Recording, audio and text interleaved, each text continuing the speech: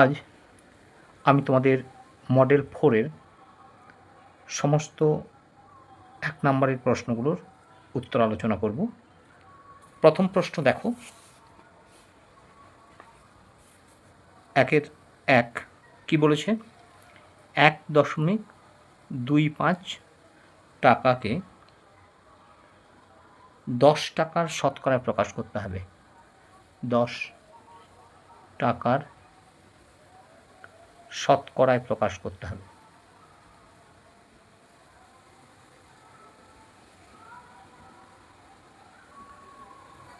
প্রকাশ করতে হবে। এসব ক্ষেত্রে কি করতে হয়? যাকে প্রকাশ করব সেই সংখ্যাটিকে, অর্থাৎ এখানে 1.25 টাকা, তাহলে 1.25 টাকা একে লবে রাখতে হবে, আর যার সাপেক্ষে প্রকাশ করব সেটাকে হরে রাখতে হবে। যদি এবারে ভগ্নাংশ করতে বলে তাহলে এখানে আমাকে অংশ বলে লিখতে হবে। এরপর এখানে কি বলা হয়েছে? শতকরায় প্রকাশ করতে হবে। তাহলে শতকরায় প্রকাশ করতে গেলে 100 দিয়ে গুণ করতে হবে এবং শতকরা চিহ্ন দিতে হবে, গুণিতক 100 আর শতকরা চিহ্ন সমান কি হচ্ছে দেখো, যেহেতু 100তে দুটো শূন্য আছে এবং দশমিকের পর দুটো সংখ্যা আছে, তাই দশমিকটাকে আমরা তুলে দেব। 125/10% সমান কত হবে? না 12.5%। তাহলে 12.5% এটা কোথায় আছে? না অপশান বিতে। তাহলে 1 অপশান বি 12.5%। এরপর দেখো 1/2। 1/2 কি বলা আছে? না একটা সমাধান করতে দেওয়া হয়েছে। x plus -5 into +4 equal to -2। তাহলে দেখো আমরা সমাধান করার সময় অর বা লিখতে পারি। তাহলে x, দেখো এখানে গুণের ক্ষেত্রে আগে চিহ্নের গুণ হয়, এখানে মাইনাস এখানে প্লাস, আর বাইরে আছে প্লাস, তাহলে প্লাসে মাইনাসে মাইনাস, আবার মাইনাসে প্লাসে মাইনাস, কত? 20 ইজিক্যাল টু -2। তাহলে কি হচ্ছে? x equal to 20 -2। বাম পক্ষ থেকে -20কে ডান পক্ষে নিয়ে যাওয়ার জন্য +20 হয়েছে। তাহলে 20 থেকে 2 বাদ গেলে কি হবে? 20 থেকে 2 বাদ দিলে হবে 18। তাহলে x এর মান কত হলো? x এর মান হলো 18। অপশান এ, 2-এর এ, অপশান 18। এবার দেখো 1/3। 1/3 কি আছে? না সমকোণী সমদ্বিবাহু ত্রিভুজের কোণগুলির অনুপাত। দেখো সমকোণী ত্রিভুজ বলেছে মানে বৃহত্তম কোণটা সমকোণী সমদ্বিবাহু ত্রিভুজ।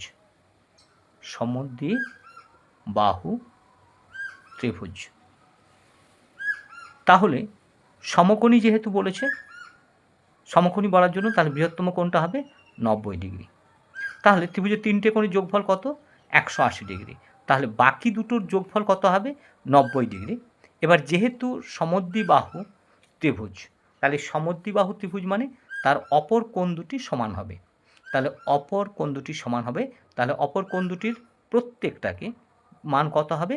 না 45 ডিগ্রি করে, অর্থাৎ 90 ডিগ্রি ভাজিত 45 ডিগ্রি। তাহলে সমকোণী সমদ্বিবাহু ত্রিভুজের কোণগুলির অনুপাত, কোণগুলির অনুপাত কি হবে? অনুপাত 90 degree is to 45 degree is to 45 degree সমান কত? 2:1 ইজ টু 1। তাহলে 2:1 তাহলে কোথায় আছে? না অপশান সিতে, 1/3 অপশান সি, 2:1 ইজ টু 1। এরপর দেখো 1/4। তাহলে 1/4 এখানে কি বলেছে? না 1000 টু দি পাওয়ার 0 সমান কত? 1000 একটা নির্দিষ্ট সংখ্যা, যে কোনো নির্দিষ্ট সংখ্যার ঘাত যদি শূন্য হয় তার মান হবে 1। নির্দিষ্ট সংখ্যার ঘাত শূন্য হলে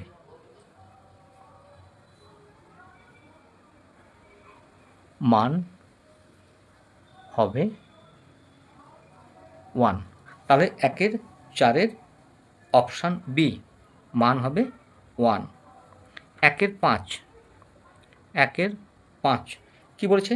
একটি সরলরেখাংশের কোনো একটি বিন্দুতে লম্ব আঁকলে যে দুটি 90 ডিগ্রি কোণ উৎপন্ন হয়। তাহলে একটা সরলরেখার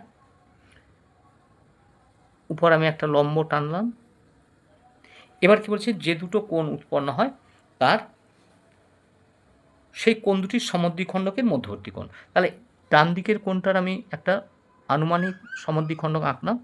তাহলে এই 90 ডিগ্রি যেহেতু এটা সমদ্বিখণ্ডক, তাহলে এই কোণের মান 45 ডিগ্রি এবং এই কোণটাও 45 ডিগ্রি। একইভাবে বাম পাশে আমরা একটা সমদ্বিখণ্ডক আঁকলাম, তাহলে এই কোণের মান হবে 45 ডিগ্রি। তাহলে এটা প্রথম সমদ্বিখণ্ডক যদি ধরি, এটা দ্বিতীয় সমদ্বিখণ্ডক, তাহলে সমদ্বিখণ্ডক দুটোর মধ্যবর্তী কোণ কত ডিগ্রি হবে? না 45 ডিগ্রি যুক্ত 45 ডিগ্রি সমান কত ডিগ্রি হবে? না 90 ডিগ্রি। তাহলে 1/5 অপশান ডি 90 ডিগ্রি। এরপর দেখো 1/6 কি বলেছে? 1/6 বলেছে দেখো 2:3। তাহলে একে ভগ্নাংশ নিলে কত হবে? না 2/3। আর 4:5, তাহলে 4:5 একে ভগ্নাংশ নিলে কত হবে? 4/5। তাহলে এদের মিশ্র অনুপাত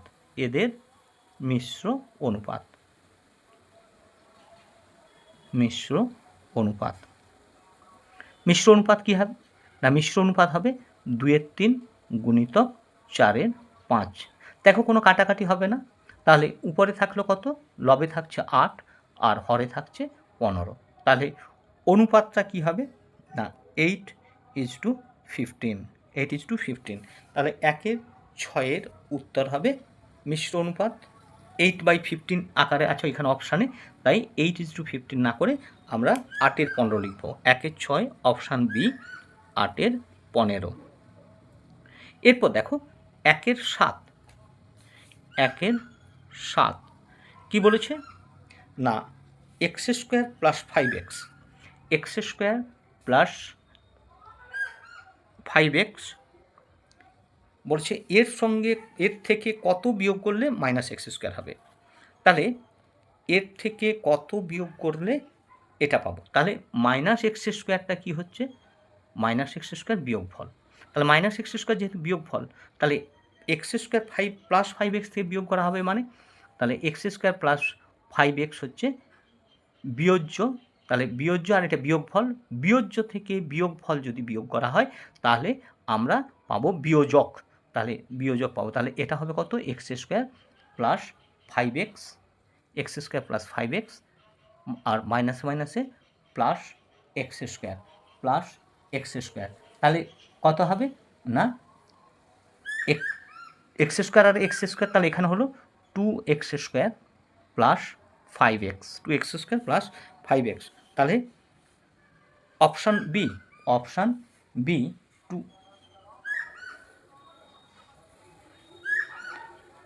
অপশান বি নয়, অপশান হবে সি 2x²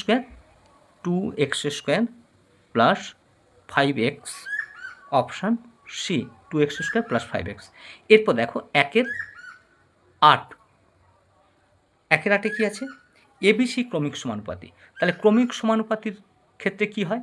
না ক্রমিক এ বি সি, এটা ক্রমিক সমান, তার মানে এ বি এর যে অনুপাত হবে বি সি এরও সেই অনুপাত হবে। তার মানে কি a/b সমান b/c, বা কী হবে?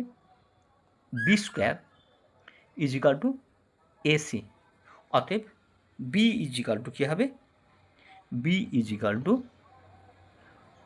±√ac, ±√ac। তাহলে ±√ac, অর্থাৎ এটা কোন অপশানে আছে? Option D, 1/8 option D. তাহলে কি হলো? b = plus minus √AC। তাহলে অপশান ডি